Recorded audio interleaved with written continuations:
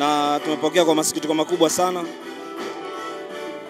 lakini kwa namna ambavyo mimi namjua Emmanuel Mathias almaarufu kama MC Pilipili, nishafanya naye kazi ya usakaji wa vipaji Tanzania TMT.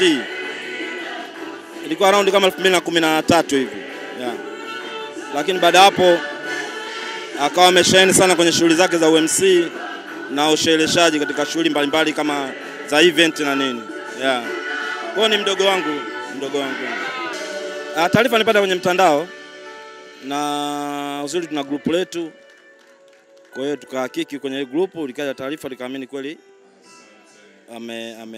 amefariki. Lakini vitu vingine kiukweli ni mkweli sijui. Yeah, nilipata taarifa tu dai kufariki basi. Yeah. Ni kumbukumbu gani ambayo huwezi kuisahau kwa Pilipili kwenye sanaa hii? Yeah, nimefanya naye kazi. Na ndio maana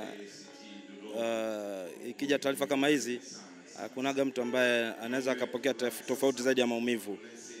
Lakini ninachoamini kwamba kwa sababu safari yetu ni moja, kikubwa ni kumuombea ndugu yetu. Ninachojua mimi MC Pilipili alikuwa mwanzilishi wa aina ya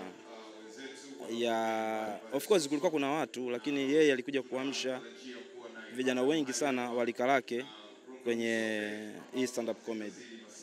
Na ndio maana umekuta watu wengi wanafanya, lakini hata wengi ukiwauliza wanakuambia kabisa kwamba MC Pilipili ni moja kati ya wasanii ambao walikuwa ni chanzo cha uanzilishi wa stand up comedy Tanzania.